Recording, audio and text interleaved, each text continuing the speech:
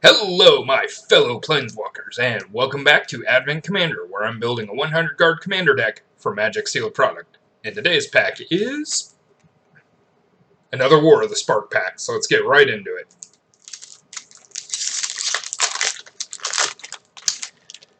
Alright, today our first card is War Screecher. Then Ashiok's Skulker, Invading Manticore, Steady Aim, Charity Extractor, Kronk Wrangler, Tidebearer Giant, Trusted Pegasus, Banehound, Prison Realm, Gleaming Overseer. Our Planeswalker is Kiora Behemoth Beckoner. The rare is Enter the God Eternals. And there is also a foil Enforcer Griffin. And finally, a basic island. Okay, so looking through the pack, the first choice is the Kiora Behemoth Beckoner. For 2 generic and a Simic mana, you get a 7 loyalty Planeswalker. Whenever a creature with power 4 or greater enters the battlefield under your control, draw a card. And she has a loyalty ability, -1, untap, target permanent.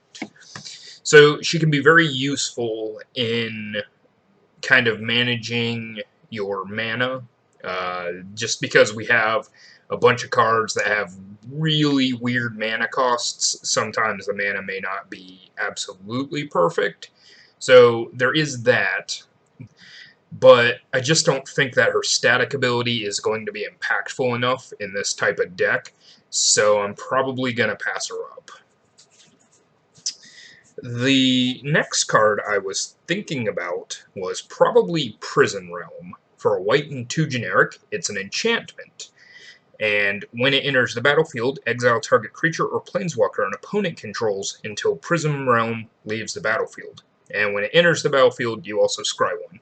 So it's a good removal spell, solves problem creatures and problem planeswalkers at least temporarily.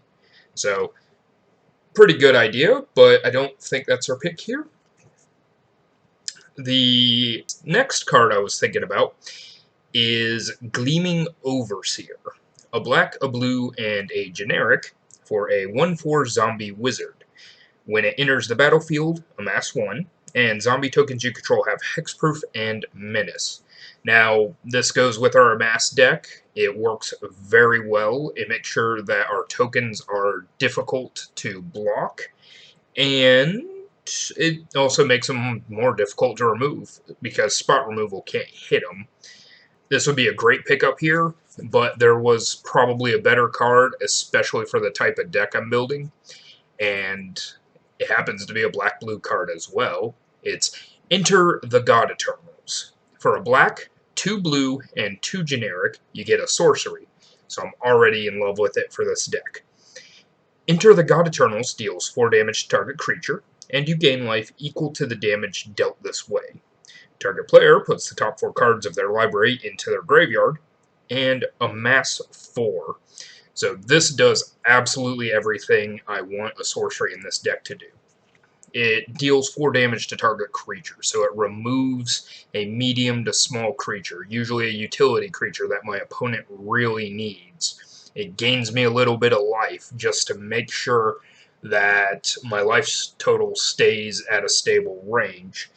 I can mill any player at the table. That means if I can hit myself, if for whatever reason I want to get more cards into my graveyard, maybe I already have a Wrenn 6 emblem and just want more options in my graveyard, or I want to basically draw a card with any of the cards that can just pull cards out of my graveyard, and then it amass 4s. So being able to cast this over and over again with a Wrenn 6 emblem would be fantastic, and just getting it once is probably good for a, good and nice swing. So that's what we're taking. Enter the God Eternals.